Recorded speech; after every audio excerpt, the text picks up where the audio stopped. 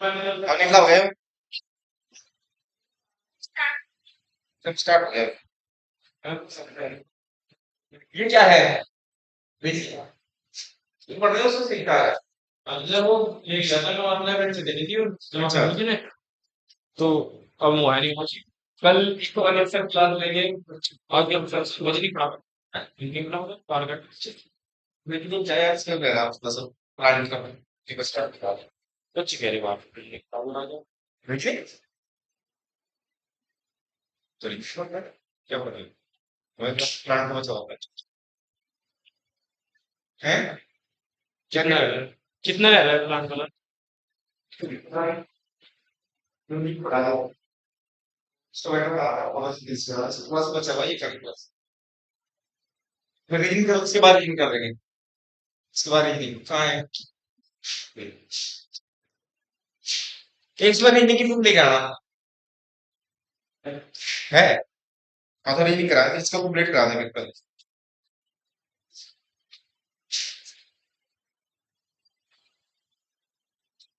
ये रख। अच्छा, इसमें क्या पढ़ाया वो क्या काम हुआ था हमने बताया था कि जो फोटोसिंथेसिस पढ़ाया जाता है ना। फोटोसिंथेसिस में क्या होता है?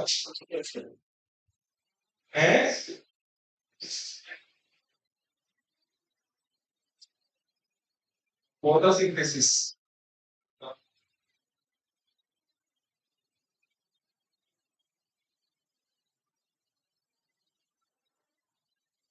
ये बताया था ना।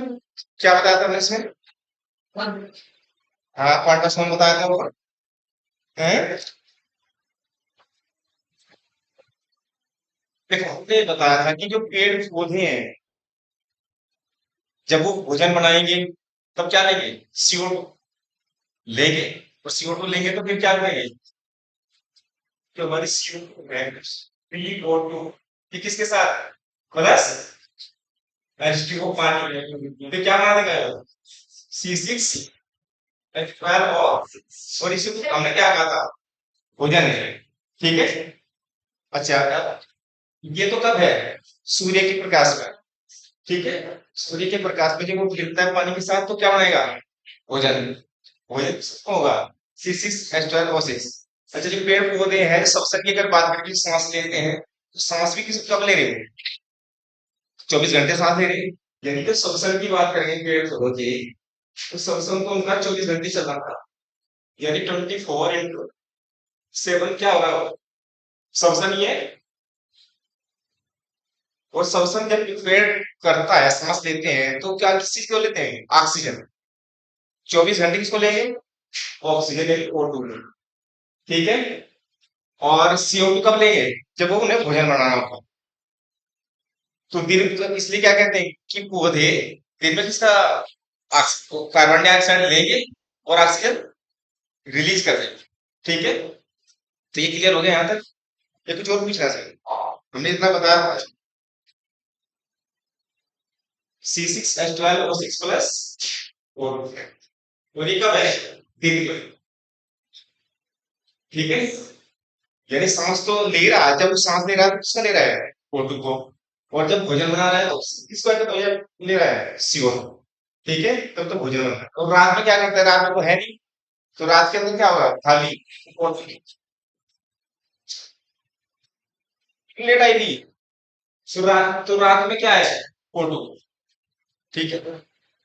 अच्छा कुछ ऐसा भी है कि जो फोटोसिंथेसिस है वो रात में भी होता है दिन में भी होता है। अभी तक तो तुमने पढ़ा हुआ है दिन में भी रात दिन में पढ़ा है लेकिन कुछ ही पेड़ पौधों के अंदर जो फोटोसिंथेसिस है उसको बोलते हैं लाइट फोटोसिंथेसिस। वो दिन में भी है और रात में भी होता है लेकिन वो बहुत कम है ऐसे। सनलाइट की हमारे डिपेंड करती है बहुत लाइट जैसे मान लीजिए जितनी भी रेस है उसकी हीटिंग है जितना भी तो उससे हम मानते हैं कि वो फोटोसिंथेसिस करती है।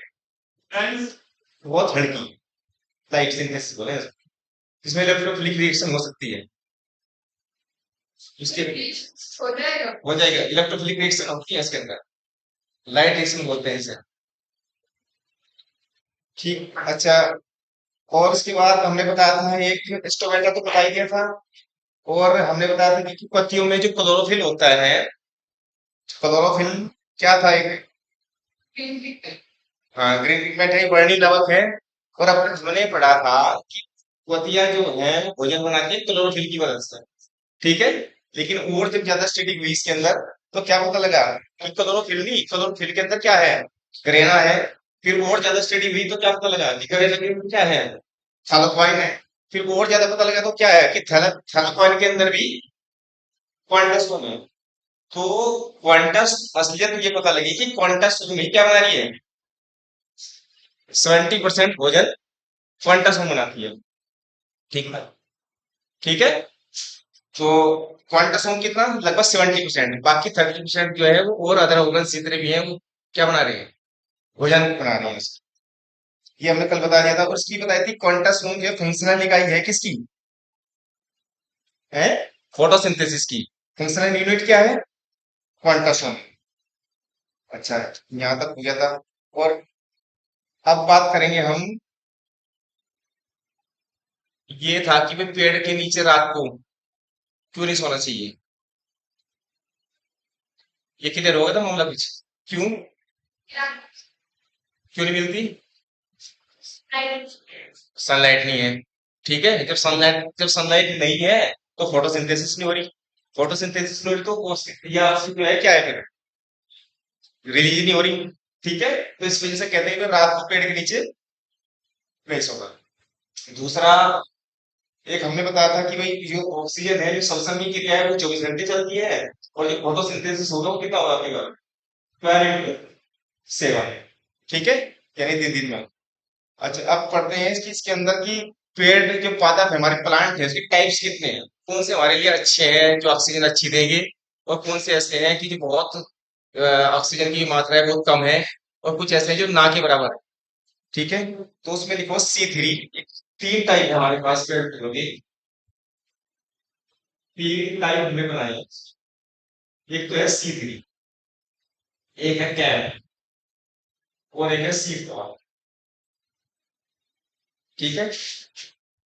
3 कैटेगरी में हमने उसको डिवाइड किया है। तो हमारे जो C3 है, ये वाले जो C3 है, इनको हम बहुत अच्छे नहीं मानते। क्यों, क्योंकि ये हमारे इससे ये भी ऑक्सीजन खींच लेते हैं, ये हमारे लिए अच्छे नहीं है। और जो C4 है, जो C4 जो C4 है, ये केवल उतनी ही ऑक्सीजन देते हैं जितने और पेड़ों से हम मिल, जैसे आम का पेड़ हो गया, या हमारे पास उसका वृक्ष हो गया, इसका बरगद का हो गया, ठीक है। तो ये केवल उतनी ही ऑक्सीजन देंगे जितने एक उम्मीद है, यानी बहुत ज्यादा ऑक्सीजन के ये भी नहीं माने जाते। और जो कैम है, या डे नाइट दोनों स्थितियों में फोटोसिंथेसिस करने की क्षमता रखते हैं। तो कैम हो गई, यह डे नाइट, डे में भी और नाइट में भी, दोनों स्थिति में क्या कर सकते हैं, फोटोसिंथेसिस कर सकते हैं। तो इस वजह से हम कह सकते हैं कि ये हमारे लिए बहुत अच्छे हैं, लाभकारी हैं। अब जितने भी खाद्य पदार्थ हैं, ये मान लो जैसे धान है, गेहूं है, वो सारे के सारे किस कैटेगरी में जाएंगे, कौन सी में, वो C3 कैटेगरी में। धान गेहूं जितना भी है, लेकिन हमारी मजबूरी है, अगर उनको पैदा नहीं करेंगे तो क्या होंगे, हाँ भैया हम खाने से बढ़ जाएंगे। लेकिन वो हमारे समाज के लिए इतने अच्छे नहीं है, क्योंकि वो C3 की कैटेगरी में, वो ऑक्सीजन बहुत ज्यादा लेते हैं इससे। और ये जो अनानास है, ये ये कौन से है, ये रात में भी भोजन बनाते हैं। इनकी कहानी बिल्कुल अलग है अनानास का। और हमारे लिए जो सबसे बेहतर है वो C4 है, जैसे मक्का और गन्ना C4 की कैटेगरी में जाएगा, मक्का और गन्ना, ये मुख्य तौर पर है C4।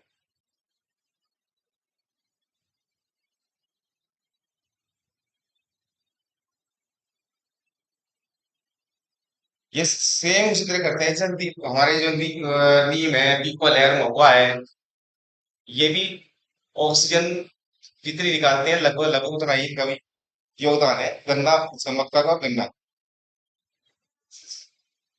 कौन सा, अनानास क्या में जाएगा, क्या की कैटेगरी में अनानास।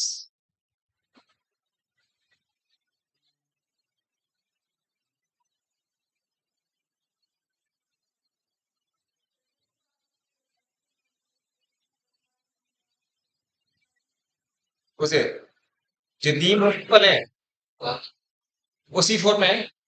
हाँ वो उतनी ऑक्सीजन देंगे जितनी एक लगता है कि हमें जरूरत है, लेकिन बहुत ज्यादा ऑक्सीजन एडवांस की कैटेगरी में नहीं जाएगा वो।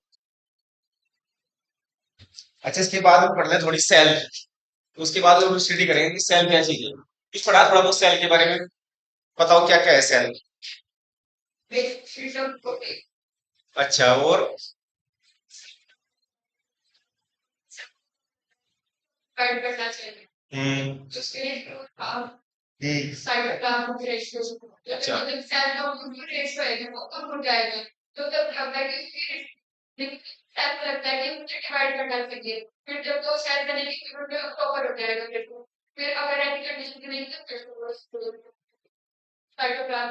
ठीक बात है। क्वेश्चन इस टाइप से आ रहा है कि सेल का जो नष्ट होगी सेल वो कब होगा, ऐसे कौन से फैक्टर होंगे जिसकी वजह से सेल को हम ये मानेंगे कि वो डिस्ट्रॉय हो गई।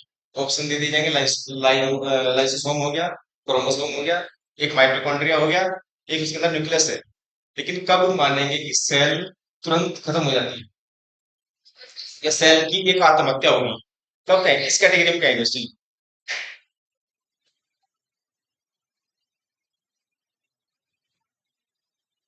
हमें ये चीज पढ़नी है कि लाइसोसोम इसके अंदर क्या काम करता है सेल के अंदर, ठीक है, न्यूक्लियस का क्या काम है, और उसका जितने भी इसके अंदर ऑर्गन्स हैं वोकल्स है उसका क्या काम है, ठीक है।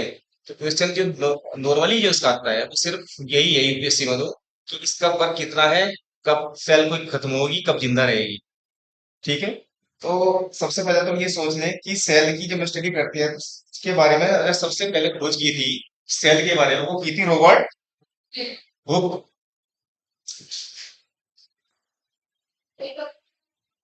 कौन सा, नहीं ये तो चलता रहेगा लेकिन इसमें सेल पढ़ाना पड़ेगा थोड़ा, उसके बाद रहेगी।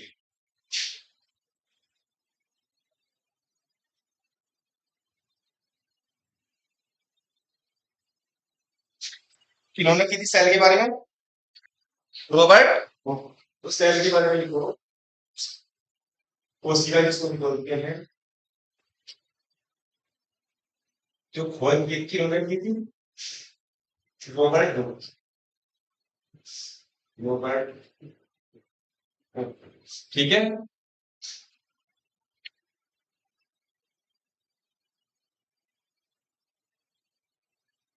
अच्छा इसमें भी दो टाइप है कि भाई जीवित कोशिका और एक दूसरी मृत कोशिका, किन्होंने की थी, मरी हुई कोशिका, और जिंदी कोशिका को किसने किया था, ये जो रॉबर्ट है इन्होंने जिंदी सेल के बारे में, ठीक है, कौन सी सेल के बारे में बताया था, जो जिंदा सेल है, ठीक। अब सॉरी मरी हुई के बारे में, वो मरी हुई किसके बारे में था, मरी हुई के बारे में, ठीक? अब जिंदा जिंदी जो सेल है उसके बारे में किसने बताया, है कौन सी,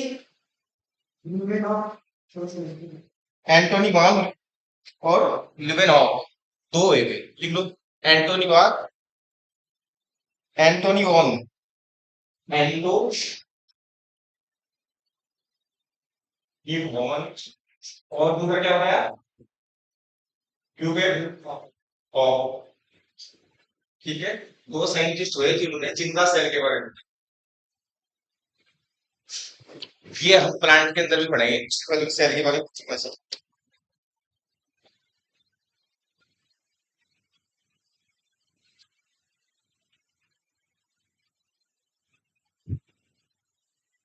का शरीर एक कोशिका से मिलकर बना है, ये किसने बताया,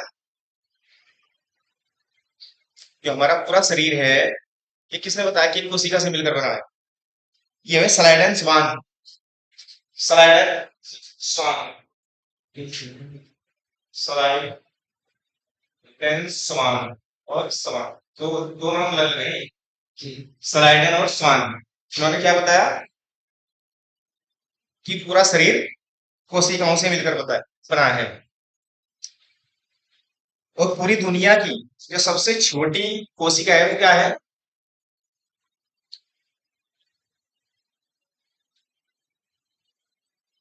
जो सबसे छोटी कोशिका है उसको क्या नाम दिया, माइक्रोप्लाज्मा, ये दुनिया की सबसे छोटी माइक्रो प्लाज्मा, छोटी छोटी बात नहीं यार, याद हो जाएगी। माइक्रोप्लाज्मा, ठीक है। और सबसे बड़ी कोशिका किसकी होती है?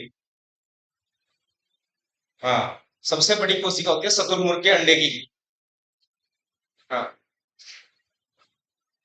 ये लिख लो, सबसे बड़ी कोशिका शुतुरमुर्ग का अंडा। शुतुरमुर्ग, शुतुरमुर्ग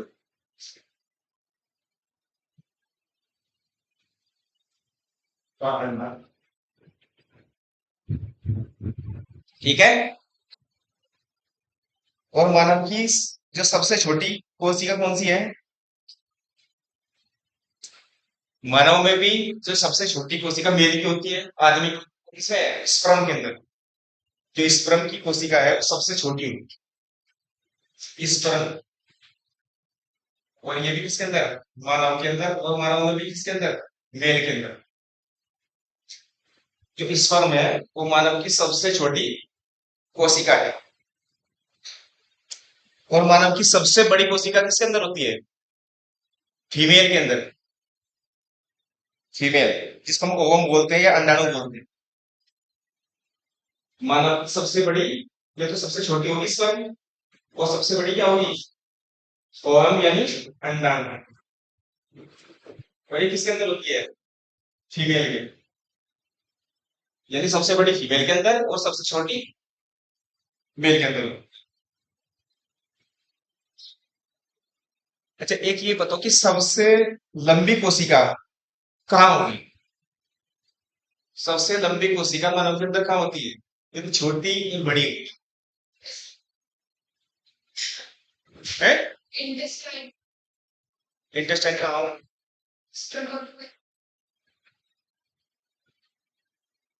तरफ चीज है।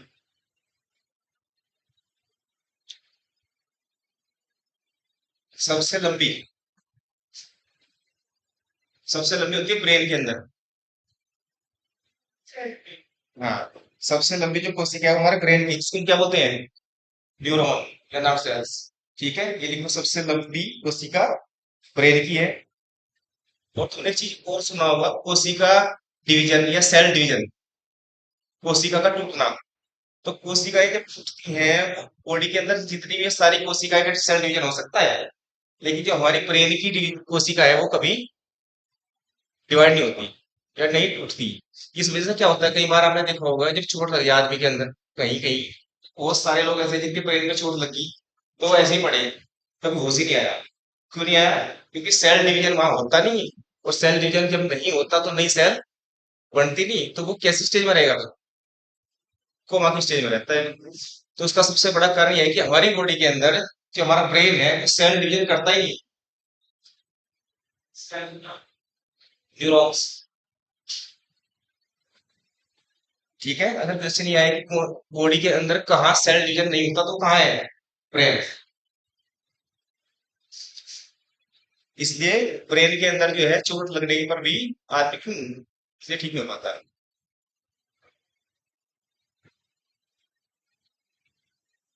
अच्छा, सबसे तेज विभाजन कहाँ होता है बॉडी का? सेल डिवीजन सबसे ज्यादा कहाँ होता है फिर? अगर ब्रेन में तो होता ही नहीं है, लेकिन मानव के अंदर अगर बात करें तो सेल डिवीजन सबसे ज्यादा कहाँ होगा? एक क्वेश्चन ये आता है कि सेल डिवीजन सबसे तेज कहाँ होगा? है ब्लड में? नहीं तो, वो लिखो लीवर। जो हमारा लीवर है वो सबसे ज्यादा सेल डिवीजन होती है उसके अंदर। लीवर अगर खराब हो जाए आदमी का, तुम ये देखोगे कि बहुत तेजी से ठीक होता है। ठीक है, तो लीवर के अंदर जो सेल डिवीजन है वो बहुत तेज होता है। अच्छा, ये तो हमने बताया था कि हमारा जो शरीर है वो बनता कैसे है। तो सबसे पहले तो कोशिका होगी।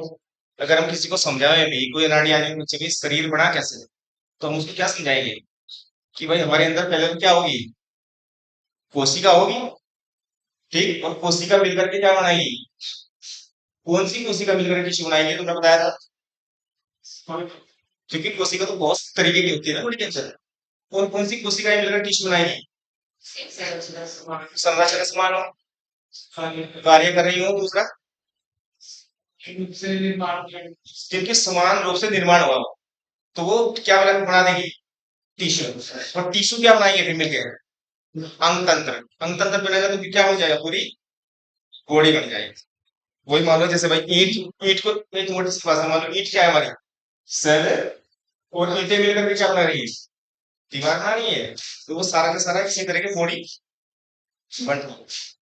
अब कोई पूछ, जब हम सेल के बारे में मैंने पूछ लिया कि सेल मिलकर के शरीर बना रही है, फिर ये भी पता होना चाहिए कि सेल की स्थिति बनी हुई है। ठीक है, सेल हमारी किस चीज की बनी हुई है? क्या हो सकता है सेल के अंदर? और हाँ, हम्म। और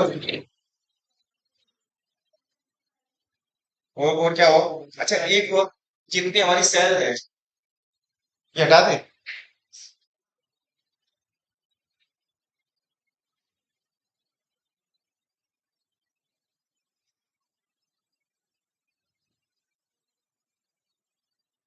अब हम पढ़ेंगे सेल के अंदर, जो हमारी सेल है, क्योंकि जब बताया कि सबसे पहली कड़ी क्या हुई बॉडी की?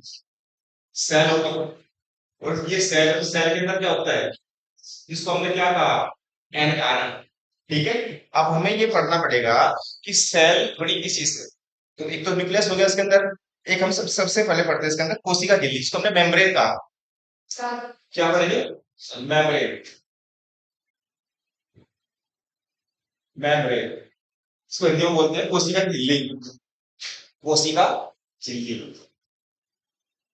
कोशिका के बारे में सारा पता हो लेना चाहिए, फिर सब कोशिका के बारे में पढ़ना है।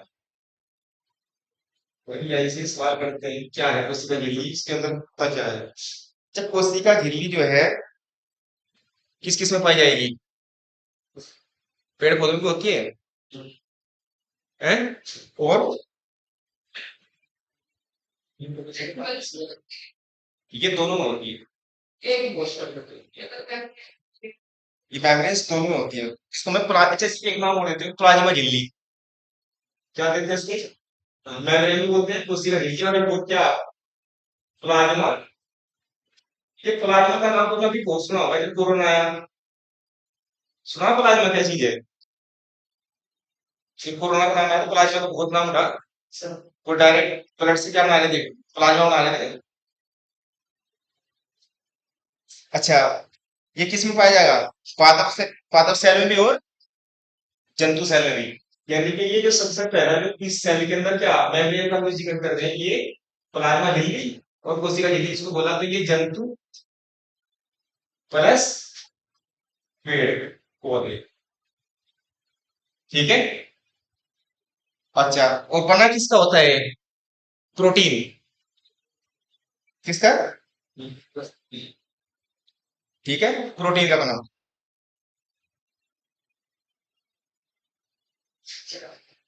अच्छा, ये जो है कोशिका झिल्ली, जो कोशिका झिल्ली है, इसका काम क्या है? जो हमारी सेल है, सेल को बनाए रखना। ये हमारी ना सेल, इस टाइप की सेल है पूरी, उसके अंदर पूरा काम है पूरी सेल की स्थिति को बनाए रखने के लिए। लेकिन अगर कई बार सेल्स बहुत ज्यादा हल्की हो, ठीक है, उसकी मजबूती प्रदान करने की जरूरत हो, तो फिर क्या करेंगे इसमें? डबल झिल्ली। एक होती है डबल झिल्ली, ठीक है, जिसको हमने क्या कहा? कोशिका भित्ति या सेल वॉल। सेल वॉल का जो काम है क्या होगा? साइड वाले सेल वॉल जो हमारे सेल को क्या करेंगे? मजबूती प्रदान करने का काम करेगा। तो ये सेल वॉल है, इसका कार्य क्या है? मजबूती प्रदान करना, इसको बोलते हैं सेल वॉल। वॉल, ठीक है, यहाँ तक आया समझो कुछ है? हमने क्या कहा? कोशिका झिल्ली पढ़ लिया, कोशिका झिल्ली तो ध्यान पड़ जाएगी, अंदर की तरफ देखना क्या हो गया? कोशिका झिल्ली होगी, और जिसको मजबूती प्रदान करने का प्रयोग क्या है? डबल झिल्ली या सेल वॉल। ये कोशिका की काम होती है बाहर, और बाहर से क्या करेगी? उसको आकार भी प्रदान करेगी और सुरक्षा प्रदान करेगी। अच्छा, कोशिका भित्ति किस चीज की बनी होगी? कि हमारी जो कोशिका भित्ति क्या होगी, सेल वॉल का, ये किसकी बनी होगी? सेलुलोज। कोशिका भित्ति बनी होती है सेलुलोज। और एक चीज हमने और बताई थी, सेलुलोज का क्या क्या बना हुआ? कागज किसी का बना हुआ है? और कपड़ा, कपड़ा भी तो सेलुलोज ही है। और किताब, काफी, ये सब किसकी बनी हुई है? सेलुलोज।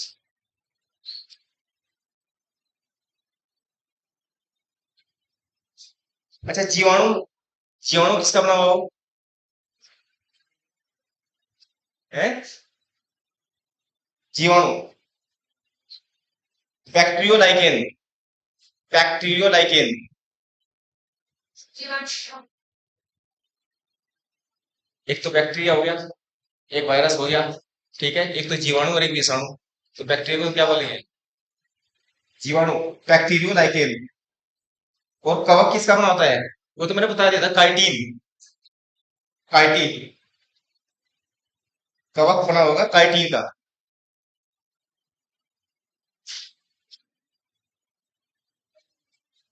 अच्छा, इतना तो हमने पढ़ लिया कि जो हमारी सेल है, ये अंदर की किनारे क्या कहलाएगी? झिल्ली। और ये बाहर इसको जो नाम है, क्या है? सेल। यहाँ तक तुमने सिर्फ बाहर का पता लगा कि ये है। अब अंदर क्या पड़ेगा इसके अंदर? जो इसके अंदर होता है सेल के, सबसे पहले होता है माइटोकॉन्ड्रिया। इसको हमने क्या कहा? फैमिली लिख देते हैं उसको, सबसे पहला है माइटोकॉन्ड्रिया। माइटोकॉन्ड्रिया।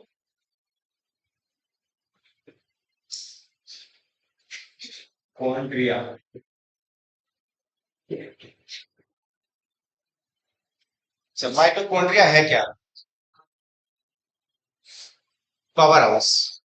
ठीक है। और क्या है माइटोकॉन्ड्रिया के बारे में? इसकी खोज किसने की थी? किसने कहा कि सेल के अंदर माइटोकॉन्ड्रिया भी होता है?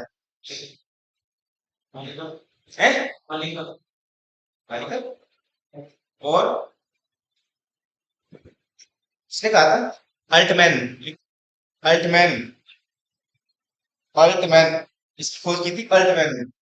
तो माइटोकॉन्ड्रिया के बारे में सबसे पहले बताया वो अल्टमैन थे, उन्होंने इसके बारे में बताया। अच्छा, हमारे शरीर में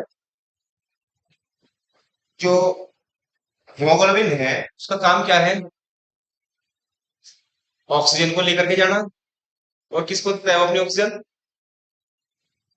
है? अच्छा, और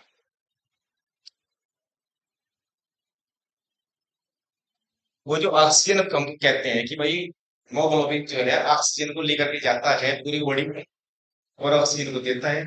उस ऑक्सीजन का यूज कौन करती है? उस ऑक्सीजन का जो यूज करती है वो हमारी माइटोकॉन्ड्रिया करती है। ठीक है। और ऑक्सीजन का यूज करने के बाद हम कहते हैं कि हमें ऊर्जा कहाँ से मिलती है? तो ये ऊर्जा में कन्वर्ट करने का कौन काम करती है? माइटोकॉन्ड्रिया। इसी वजह से हमने इसको कहा कि ये ऊर्जा का क्या है? Power house. ठीक है। तो वही कारण है कि ये ऊर्जा में इसको क्या कर रही है? कन्वर्ट करती है। या हम ये भी कह सकते हैं कि माइटोकॉन्ड्रिया में जाकर के एक साइकिल का निर्माण करेगी। ठीक है। माइटोकॉन्ड्रिया में जाकर के क्या किया इसने? साइकिल बनाई एक। और उसको, उसका भी नाम किसने दिया? एक साइंटिस्ट हुए हैं क्रेब्स। क्रेब्स नाम के एक साइंटिस्ट हुए, उन्होंने कहा कि ये जो ऑक्सीजन है जैसी माइटोकॉन्ड्रिया में जाएगी एक साइकिल का निर्माण करेगी ऊर्जा की। तो ये बात कही क्रेब्स ने। और उसने कहा कि उसको क्रेब्स साइकिल का नाम दिया उसके बाद। Krebs cycle, Krebs cycle. ठीक है।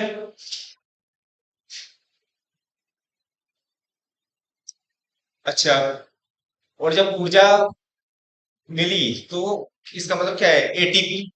एक चीज हमने बताई थी एटीपी के बारे में। क्या थी एटीपी? ट्राइफॉस्फेट। तो जब भी अगर ये बात हो कि वहां भोजन बनता है तो इसका मतलब क्या जरूरी है? एटीपी बनना चाहिए उसके अंदर। ठीक है। अच्छा, कितने प्रकार के, अब जब एटीपी बनेगा तो एटीपी बनेगा तो ग्लूकोज बनेगा, और कितने टाइप्स के एटीपी हैं जो मिलकर भोजन बनाएंगे?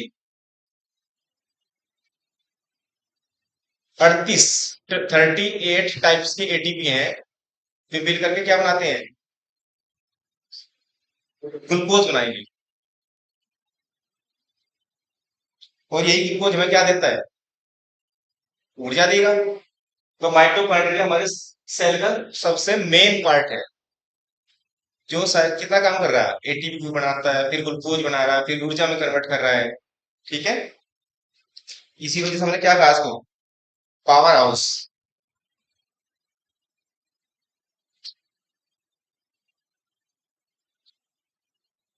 दूसरी बात, सांस की जो श्वसन चक्र है, श्वसन चक्र भी किसकी वजह से हो रहा है?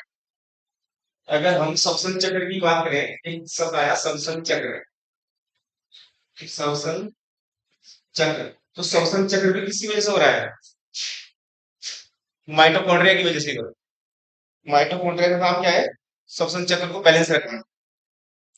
और माइटोकॉन्ड्रिया की जो संरचना होती है, उसकी जो आंतरिक दीवारें हैं माइटोकॉन्ड्रिया की भी अपनी, उसको मैंने क्या कहा? क्रिस्टी, उसको बोलते हैं क्रिस्टी।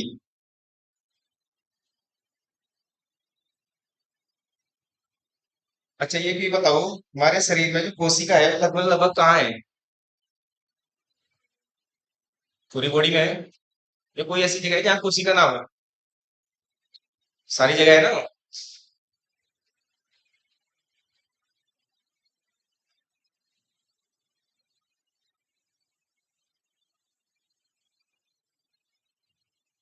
अच्छा, माइटोकॉन्ड्रिया के बारे में तो पढ़ लिया। ठीक है, अब पढ़ेंगे हम इसके अंदर एक चीज होती है गोल्जी बॉडी। गोल्जी बॉडी से जी से गोल्जी बॉडी, ये पूरी सेल के अंदर एक होती है गोल्जी बॉडी।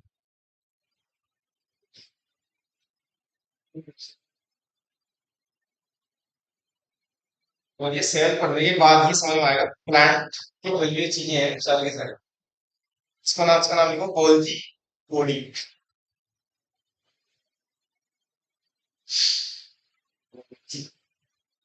बॉडी। अच्छा, स्कूल माइटोकॉन्ड्रिया के बारे में तुमने पढ़ा कि भाई ये ऊर्जा का क्या है? तुम उठो यहाँ से, चुप बैठ। हाँ, क्या बात कर रहे हो तुम? हैं? क्या बात कर? पानी पिया तो पानी पिया, क्या क्या समझ लो, क्या समझ क्या है?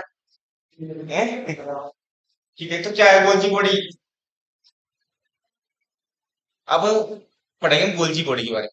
देखो, हमने ये तो पढ़ लिया कि भाई जो माइटोकॉन्ड्रिया है वो ऊर्जा प्रदान कर रही है शरीर को, लेकिन पूरे शरीर में ऊर्जा को पूरे शरीर में इधर से उधर ले जाने का काम कौन करेगी? Golgi body. तो हम इसे कह सकते हैं ये क्या है? एक परिवहन तंत्र है। अगर ये बात है कि परिवहन तंत्र किसको बोलेंगे, या ट्रांसपोर्टर काम, ऊर्जा ट्रांसपोर्टर काम कौन करेगी? Golgi body. इसे इसको लिख लो, गोल्जी बॉडी ऊर्जा परिवहन या एनर्जी ट्रांसपोर्ट का काम करती है।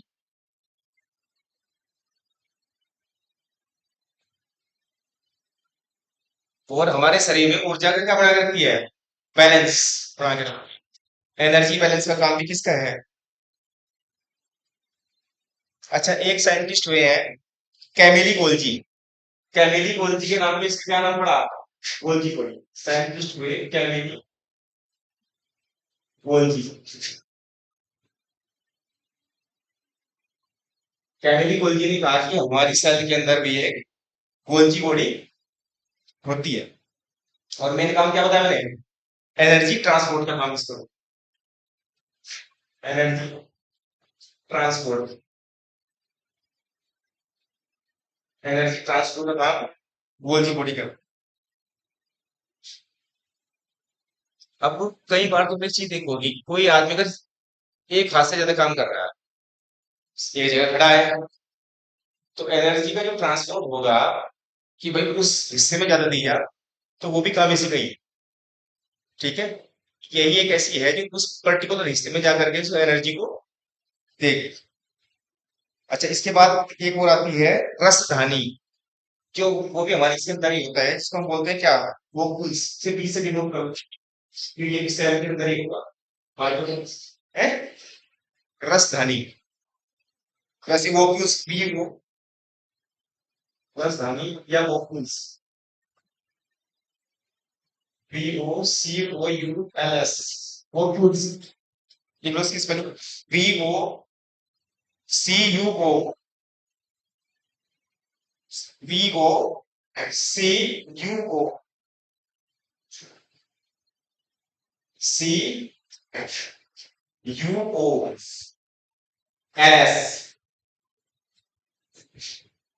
वोक्यूल्स, रसधानी।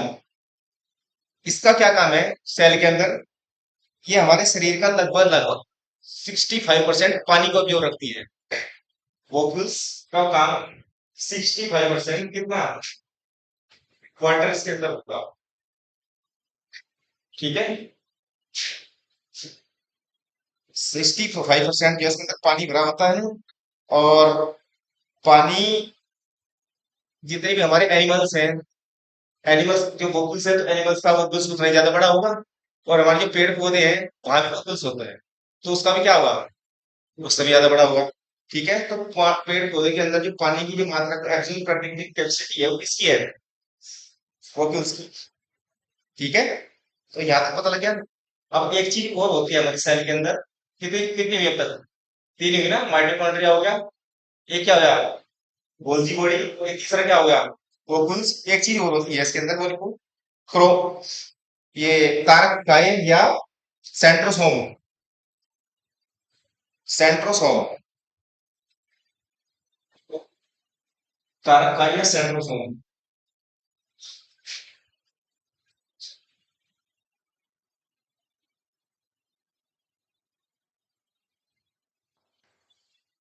तारक काय या सेंट्रोसोम, सेंट्रोसोम।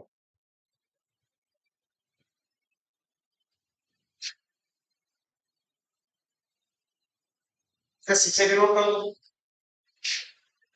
ठीक है, जिसका काम क्या है तारक काय का। अच्छा, इसके बारे में बताया सर, वो लिखो गोबरी, एक गोबरी नाम के साइंटिस्ट हुए, उन्होंने बताया इसके बारे में, तारक काय हमारे सेल के अंदर तारक काय होता है गोबरी।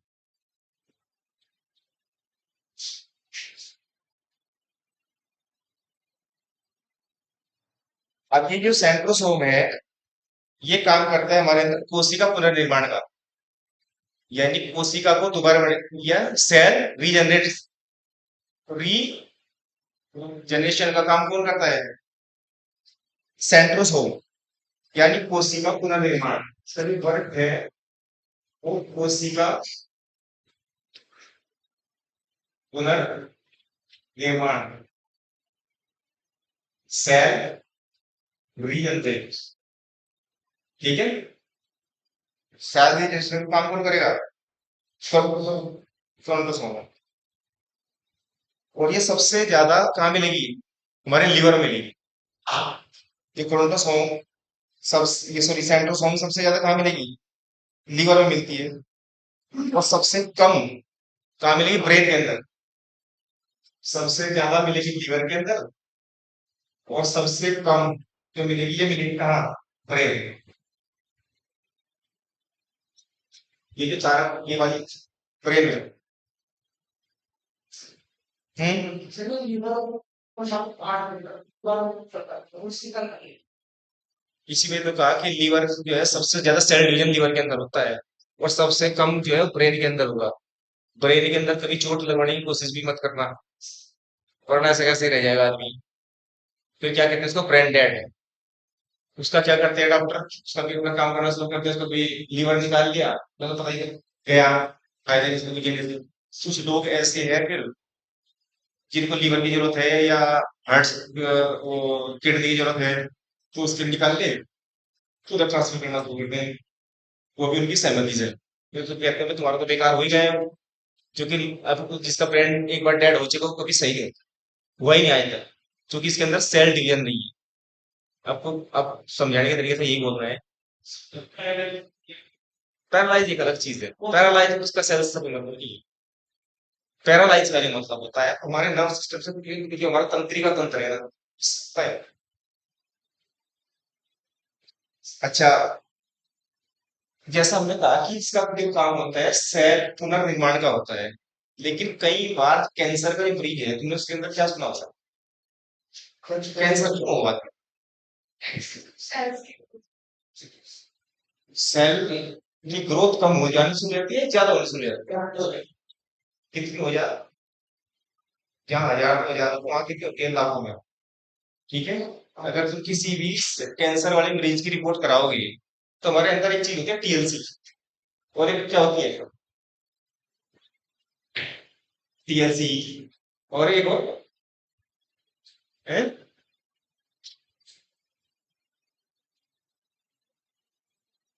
एक तो टीएलसी होती है, एक और होती है, ये मैंने उस दिन भी बताई थी। तो हमारे जो शरीर की टीएलसी है वो लगभग लगभग कितनी होनी चाहिए, हजार में होनी चाहिए, उसकी संख्या ज्यादा से ज्यादा हजार में होती है, आप 5,000 4,000 के आसपास। लेकिन अगर टीएलसी किसी भी कैंसर मरीज की जब जांच होगी तो वो लगभग 2 लाख 1.5 लाख तक मिल जाएगा। इसका मतलब क्या है, इसका मतलब ये है कि हमारी जो कोशिका का जो पुनर्निर्माण है या कोशिका का जो डिवीजन इतना तेज हो गया, कोशिकाएं इतनी ज्यादा बढ़ गई, उन्होंने किसका रूप ले लिया, कैंसर का रूप ले लिया। तो जो सेल डिवीजन, हमारा सेल डिवीजन होता है उसका कोशिका पुनर्निर्माण होता है, ये भी एक लिमिट में चलता है। ठीक है, अगर ये हद से ज्यादा होने लगे, बहुत लाखों की संख्या में होने लगे, तो हम उसे क्या बोलेंगे, वो मरीज किसका है, कैंसर, कैंसर। अच्छा, यहाँ तक तो पता लग गया कि न्यूरॉन में कोशिका विभाजन नहीं होता, तो 90%। अच्छा, ब्रेन के अंदर जो न्यूरॉन है वो कितने हैं, हमारा जो ब्रेन है वो सारा का सारा किससे बना हुआ है, न्यूरॉन से बना है। जो ब्रेन का हिस्सा है, ब्रेन के अंदर लगभग लगभग 90% न्यूरॉन्स ही है, 10% ऐसे हैं जो सेल्स पाई जाती है, जबकि सारा का सारा न्यूरॉन है। ठीक है, इस वजह से वहां जब न्यूरो वहां पे सेल नहीं है तो सेल डिवीजन नहीं होगा, सेल डिवीजन नहीं होगा तो सेल दोबारा बनेगी भी नहीं। अच्छा, कई बार तुमने सुना कि ब्रेन के अंदर भी कैंसर हो गया लोगों को। ठीक है, तो वो किस वजह से हुआ, भाई 90% तो ब्रेन के अंदर हमारे न्यूरॉन्स ही है, और 10% जो है वो सेल्स हैं, उस सेल में भी कई बार इतनी अचानक वृद्धि हो जाती है कि जो कैंसर का रूप लेने हैं, उसको बोलते हैं कि ब्रेन कैंसर, लेकिन होता 10% ही है। अच्छा, दूसरी बात, आदमी की जो सोच समझने की क्षमता है वो भी सबसे ज्यादा किसकी वजह से होती है, न्यूरॉन्स की वजह से। जितने भी हमारे शरीर के अंदर हार्मोन्स हैं, हैप्पी हार्मोन्स बोल दो, मेलाटोनिन हार्मोन, सेरोटोनिन हार्मोन, वो किसके बीच बनते हैं, न्यूरॉन्स के बीच बनते हैं, एक दिन पहले भी हमने किया है सर। अच्छा, तो यहाँ तक ये हो गया। अब एक चीज और इसके अंदर हम पढ़ते हैं, ये तो हो गया सेंट्रोसोम्स के बारे में पता कर लीजिए, क्या कोशिका का निर्माण करा या कोशिका का निर्माण कर रही। अब एक चीज और पढ़ो इसके अंदर, एंडोप्लाज्मिक रेटिकुलम, एंडोप्लाज्मिक रेटिकुलम।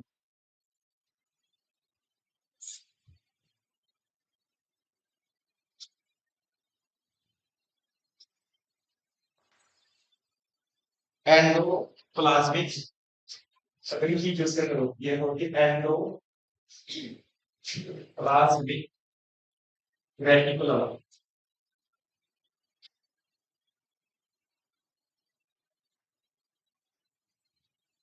या इसको हिंदी में बोलते हैं अंत्य परद्रव्य जालियां, अंत्य परद्रव्य जालियां, अंत्य परद्रव्य जालियां, ये भी सब किसी का हिस्सा है, इसका सेल का।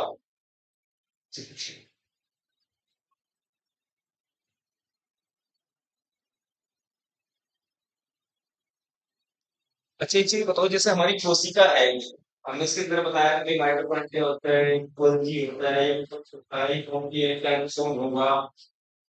तो अगर ये मान के चले कि गोल्गी तरीके से है, ठीक है, अब इसके लिए जरूरी होगा कि सेल्स एक स्टेबल रहे, कहीं ऐसा ना हो सेल दबने लगे या वो किसी तरीके से डेड की स्थिति में हो, उसको मजबूती कर दें। तो उसके अंदर हमने क्या एक सर्च की कि भाई उसके अंदर कोई चीज ऐसी होगी जो सेल्स को मेंटेन करके रखती होगी, सेल्स को बना के रखती होगी, या एक पिलर का काम करती होगी, या मजबूती का काम करती होगी। तो में हमारी सारी की सारी वो क्या है, एंडोप्लाज्मिक, यही है। ठीक है, इसको हमने क्या कहा, ये एक कंकाल का काम करती है, पिलर का काम करती है। किसका काम करती है, कंकाल या पिलर का। जो हमारी सेल है, जब सेल के बारे में पढ़ रहे हैं, सेल को उस में सेल बनी रहे तो उसके लिए जरूरी क्या है कि उसका जो स्ट्रक्चर है वो ऐसा का ऐसा ही रहे। उसके लिए जरूरी होगा कि इसके अंदर कोई चीज होगी, मकान है मान लो, ठीक है। मकान में की अगर ये किसी घूम रहे तो जरूरी क्या होगा, इधर भी पिलर होगा, कोई इधर पिलर होगा, या छत में कोई होंगे तो तभी तो रहेगा स्टेबल। तो सेम जो एंडोप्लाज्मिक रेटिकुलम है, इसका काम है इसकी पूरी की पूरी सेल्स को क्या करने का है, मेंटेन के रखने का। ठीक है। अच्छा, एंडोप्लाज्मिक ये जो होती है हमारी, ये भी दो तरीके की हो, कैसी, इसका जो लगभग लगभग आकार होता है वो कैसे होता है, ठीक है। जो एंडोप्लाज्मिक रेटिकुलम है वो लगभग इस टाइप का होता है। अब इसमें क्या है, इसलिए मैं दो तरीके से बताया, ये वाला जो हिस्सा है, ये तो बहुत रफ मिलता है इसका हिस्सा। और ये वाला जो होता है ये बहुत स्मूथ, ठीक है। ये जो हमने इसको ई आर के नाम से हमने इसको दिया, तो क्लास में रेटिकुलम हमने इसका नाम दिया। लेकिन जब हमने इसको बहुत माइक्रो स्कोप से कर देखा देखी चीजों को, तो इसकी लगभग लगभग से इस तरह की कुछ नजर आई। और नजर आने में पता लगा कि इसके दो हिस्से हैं, एक हिस्सा सब खुला है तो ये स्मूथ है। अब जो खुरदरा हिस्सा है इसका, ये किसका बना हुआ पता है, प्रोटीन का।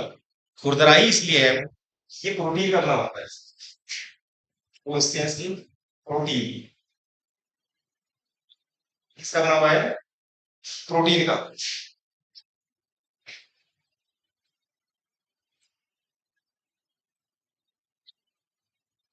अच्छा, और एक पता लगी, ये जो धब्बे हैं हमारे, ये मिले इसके अंदर, इसको हमने क्या कहा, राइबोसोम। इन धब्बों को राइबोसोम,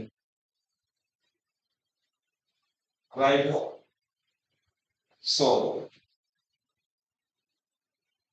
ये क्या है, राइबोसोम है। और चूंकि राइबोसोम किसके बने होते हैं, प्रोटीन के बने होते हैं, तो राइबोसोम अगर प्रोटीन का बना है तो इससे में ये कैसा है, खुरदरा हिस्सा, ठीक है। इसके बारे में जो खोज की किसी ने, वो एक साइंटिस्ट हुए, कौन, पैलेडिक, पैलेडिक, PALADE, राइबोसोम, ये खोजकर्ता PA, इसके फुल फॉर्म इसके लिए राइबोसोम है, PALADE।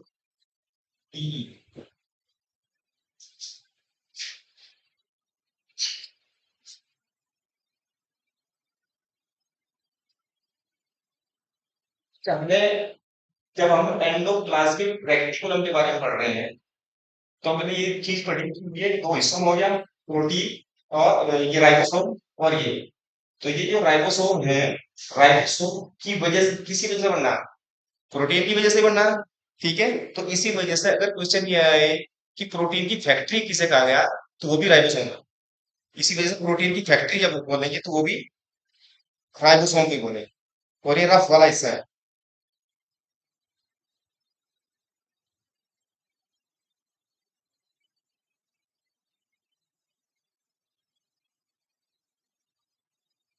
अच्छा, राइबोसोम को भी दो हिस्सों में बांट के देखेंगे। ये जो राइबोसोम हुआ हमारा, इसको भी हम दो हिस्सों में बांटते हैं, फिर पूरा तो पता ही लगेगा। ये सारा सारा राइबोसोम, ये वो एंडोप्लाज्मिक रेटिकुलम है।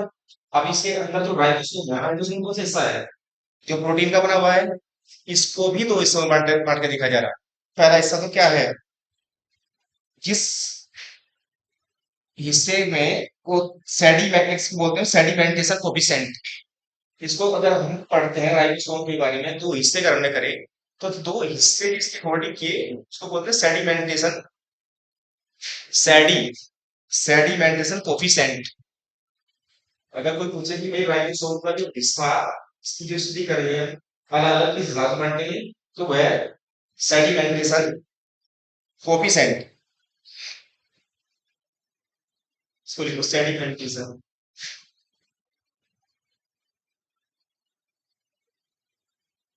कोफिशिएंट,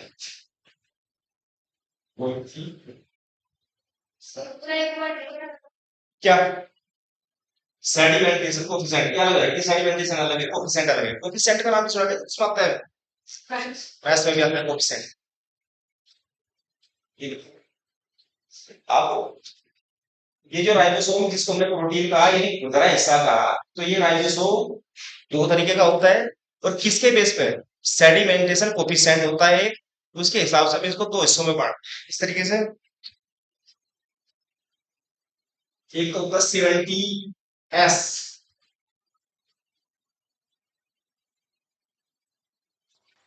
दो हिस्सों में होगा ये, कौन सा राइबोसोम, दो हिस्से कौन से होंगे इसके, एक तो होगा 70s और एक होगा 80s। और 80s, 70s और 80s, और 70s को हम बोलते हैं छोटे वाला हिस्सा और ये होगा बड़े वाला हिस्सा,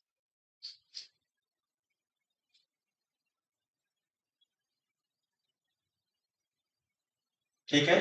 और ये जो छोटे वाला हिस्सा है, अच्छा ये हमने जो कहा कोफिशिएंट, सेडिमेंट्री कोफिशिएंट, इस वजह से हमने कहा है कि जैसे कोई चीज अगर पानी के अंदर डालें तो फिर बहुत ज्यादा भारी होगी, वो जल्दी नीचे बैठ जाएगी, यानी उसका सेडिमेंट्री कोफिशिएंट क्या होगा, और जो आप बहुत हल्की होगी वो धीरे धीरे नीचे जाएगी, ठीक है। तो उसी हिसाब से लेकर जो दो भागों में बांटा है वो सेडिमेंट्री कोफिशिएंट के हिसाब से बांटा है, और उसमें भी जो हिस्सा हमने बनाया 70s और 80s ऐसा उसको भी मानना। और इसको जो 70s है वो जो प्रोटीन का बना हुआ था, इसको हमने नाम दिया, तो कौन सी सेल है, दो सेल आपने सुनी होगी, एक सेल तो इसका नाम दिया हमने प्रोकैरियोटिक, प्रोकैरियोटिक सेल, इसको हमने दिया प्रोकैरियोटिक सेल, सेल का नाम प्रोकैरियोटिक सेल, प्रोकैरियोटिक, फिर छोटे वाले को हमने कहा प्रोकैरियोटिक सेल, और इसको हमने कहा यूकैरियोटिक सेल, यूकैरियोटिक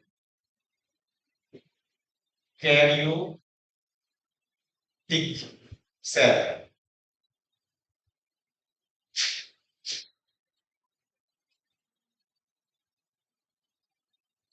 कौन सी सेल पर किया,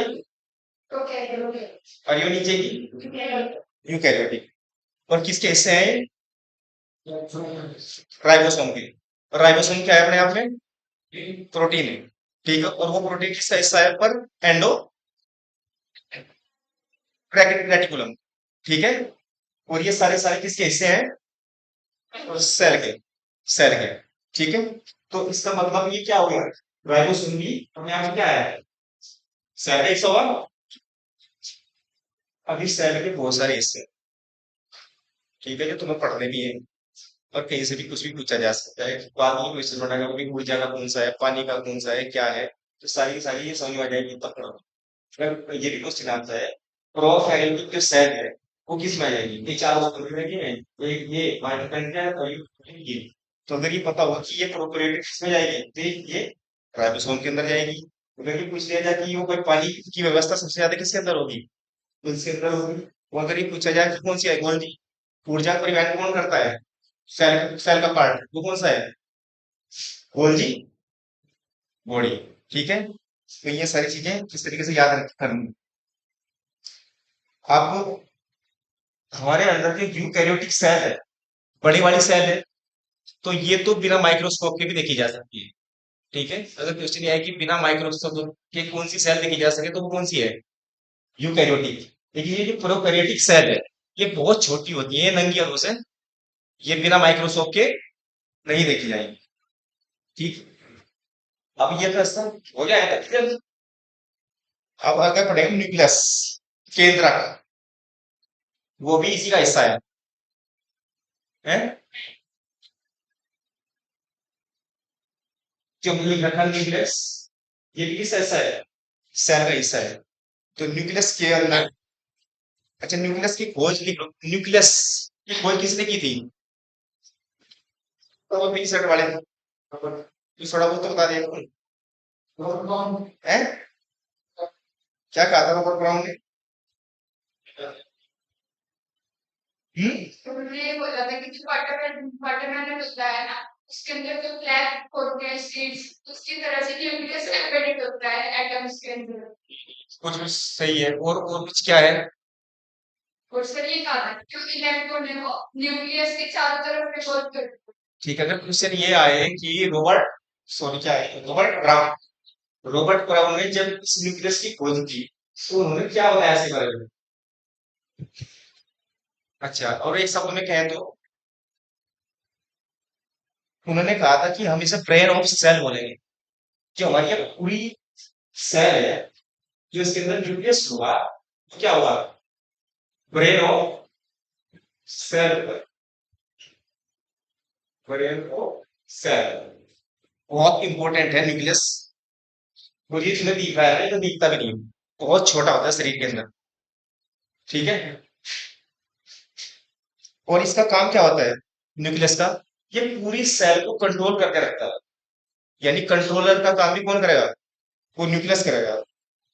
इसलिए हम इसको क्या बोला, कंट्रोलर, कंट्रोलर या नियंत्रक।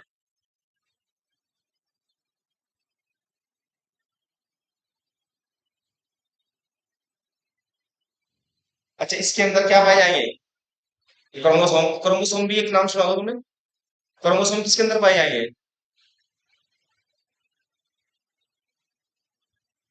और जो, अच्छा ये बताओ, डीएनए आरएनए का नाम सुना, डीएनए आरएनए किसके अंदर पाए जाएंगे, वो क्रोमोसोम के अंदर होते हैं।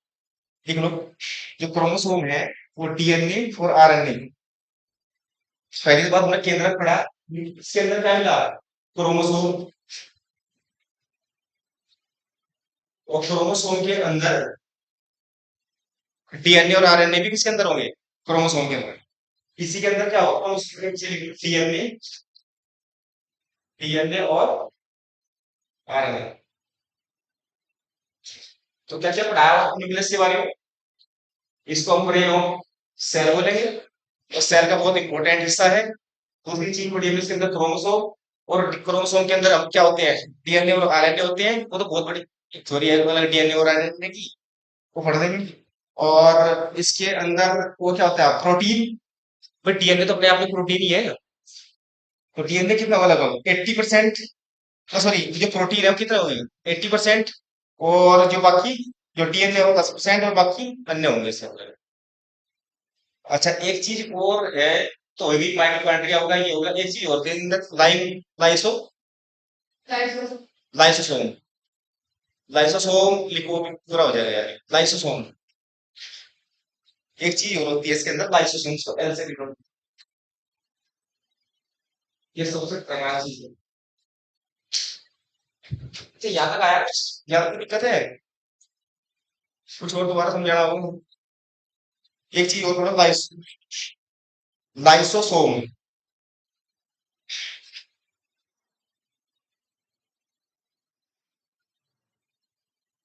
अब लाइसोसोम क्या है, जो कि सेल का हिस्सा है,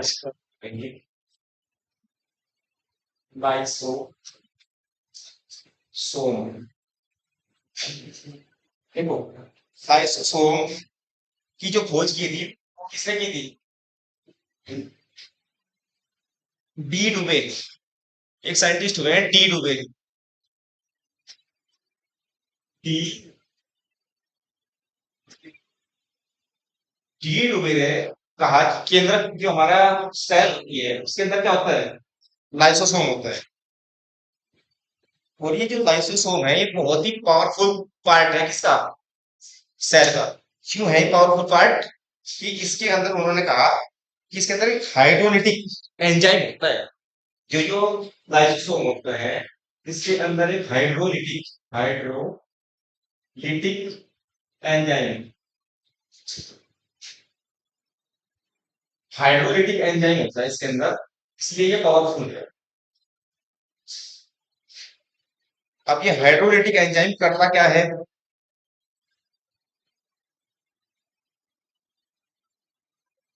हाइड्रोलाइटिक एंजाइम जो इस लाइसोसोम के अंदर होता है, ये करता क्या है? मान लो इसका काम क्या है? सेल्स के अंदर साफ सफाई करने का है।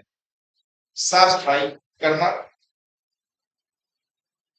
और ये साफ सफाई कैसे करता है? मान लीजिए अगर ये क्या थी? सबसे पहले क्या थी? माइटोकॉन्ड्रिया। मान लो माइटोकॉन्ड्रिया ने काम करना बंद कर दिया, ठीक। और जब ये काम करना बंद कर दिया, या इसने भी काम करना बंद कर दिया, या कोई से इससे काम करना बंद कर दिया, या इससे काम करना बंद कर दिया, तो ये क्या होगी? सेल के अंदर सड़न शुरू हो जाएगी। तो जब सेल के अंदर ये सड़नी शुरू हो जाएगी तो उसका मतलब सेल भी डेड हो जाएगी। तो जैसे ही ऐसी कोई स्थिति आई कि ये काम करना बंद कर दी या इसने करना बंद कर दिया, तो ये जो लाइसोसोम होता है ये तुरंत एक रिलीज करता है कौन सा लिक्विड, इसको हमने क्या कहा? Hydrolytic enzyme. तो जैसे कि हाइड्रोलाइटिक एंजाइम रिलीज होगा, फिर क्या करता है? इसको तुरंत नष्ट कर देगा वैसे ही। तो अपने आप ही क्या हो जाएगी इसकी? इसको हम बोलते हैं कि ये इसका काम मेन क्या है? इसको दुरुस्त रखने का है या साफ सफाई करने का। तो लाइसोसोम अपने आप में नष्ट करता है। अच्छा, कई बार ऐसा भी होता है कि अगर ये सारे खराब हो गए, सारे पार्ट खराब हो गए, इसका ये भी काम करना बंद कर दिया, इसका भी बंद कर दिया, ये भी ये, तो फिर क्या होगा? ये पूरा फटता है लाइसोसोम। और लाइसोसोम जैसे ही पूरा फटा, फिर पूरी सेल को ही डेड कर देगा, तुरंत उड़ा देगा इसको पूरी सेल, जिससे बॉडी के अंदर कोई सड़ी हुई सेल ना बचे। तो लाइसोसोम का काम ही वही है कि ये देख के रखना कि कौन गड़बड़ कर रही है, कौन सी सही चल रही है, कौन सी खराब चल रही है। सेल के अंदर भी पार्ट है, अगर वो सारी डेड होगी तो लाइसोसोम क्या करेगा? पूरा ही खत्म कर देता है इसको। फिर इसी वजह से हम कहते हैं कि लाइसोसोम क्या है? आत्महत्या की थैली।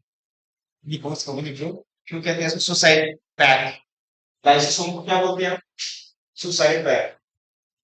हाँ, इनका तो एक चीज बड़ी होगी, कोई आत्महत्या की थैली होती है, सुसाइड पैक। ठीक है, क्यों है? पता लगा ये सुसाइड पैक क्यों है? क्योंकि इसके अंदर हाइड्रोक्लोरिक एंजाइम होता है और ये तेजाबी मान इस पूरी को क्या करता है? खत्म करता है, उड़ा देता है। अच्छा, जो हमारा शरीर है, यहाँ पे ये सेल्स का बना हुआ सारा का सारा, ठीक है। लेकिन हमारा जो ब्लड है, ब्लड के अंदर भी तो लाइसोसोम होता है, ठीक? वो ब्लड के अंदर क्या होगी? हमारी आरबीसी होगी, ठीक है। लेकिन आरबीसी के अंदर क्या नहीं होती? लाइसोसोम नहीं पाया जाता। तो जब लाइसोसोम उसके अंदर नहीं पाया जाता है, अगर ब्लड की कोई सेल्स या ये गड़ने लगी, तो फिर उसका क्या क्या इलाज है? फिर उसका क्या होता है कि हमारे शरीर के अंदर एक चीज और होती है, जिसको हम बोलते हैं स्प्लीन। नाम सुना आपने स्प्लीन का? तिल्ली, प्लीहा। स्प्लीन, स्प्लीन का नाम तो सुना क्या? हमारे शरीर के अंदर एक चीज होती है स्प्लीन, यहाँ कहीं होती है लगभग स्प्लीन। तो स्प्लीन ऐसी स्थिति में जब हमारे शरीर ब्लड में कोई दिक्कत आती है, तो ब्लड जैसी स्प्लीन के अंदर जाएगा, ठीक है, तो वहां स्प्लीन के अंदर जाते ही क्या हो जाएगा? डेड हो जाएगी उसकी जो सेल्स खराब हो गई। तो उसमें लाइसोसोम का जो वर्क करती है वो क्या करती है? स्प्लीन किसके लिए? ब्लड के लिए। लेकिन पूरी बॉडी की जो सेल्स है उसको दुरुस्त करने का काम कौन करती है? ठीक है, तो याद रखना है। तो इसी वजह से हमने इसको क्या कहा? इसको तो सुसाइड पैक कहा। लेकिन जब ब्लड का मामला आता है और स्प्लीन को हम क्या कहेंगे? इस स्प्लीन को कहेंगे आरबीसी की कवर। स्प्लीन जो हमारी होती है स्प्लीन, SPWM, इसको क्या कहेंगे? आरबीसी की कवर। और इसको सुसाइड पैक। दोनों बातों में अलग है।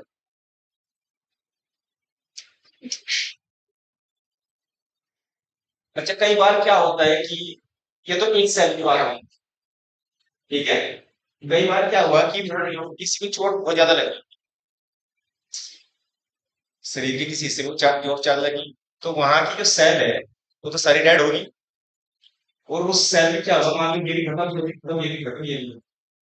और हुआ क्या कि लाइफ ये भी खत्म हो गया, एल भी खत्म हो गया, उसको हमने लाइसोसोम कहा। तो ऐसी स्थिति में क्या होगा, सेल को फिर उड़ाने की तो जरूरत है वहां से, क्योंकि सडनली हो। उस स्थिति में क्या होता है कि साइड की जो सेल्स होंगी आसपास से, कि वो उसमें भी लाइसोसोम होगा। तो फिर भी अपने आसपास ये देखती है कि कितनी कहाँ कहाँ गड़बड़ है। तो जो दूसरी सेल है बॉडी की, मान लो चोट अगर यहाँ लगी है, तो हमारे जो आसपास की जो सेल्स हैं उसके अंदर जो लाइसोसोम है वो क्या करेगा, धीरे धीरे अपना जो हाइड्रोलाइटिक एंजाइम है उसको रिलीज करेंगे।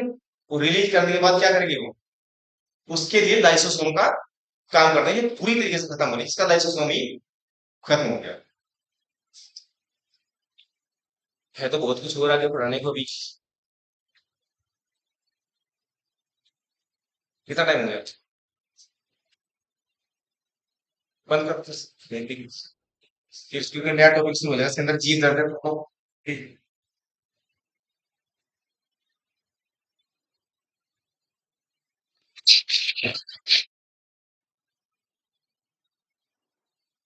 तो ये इतनी सारी चीजें इसके अंदर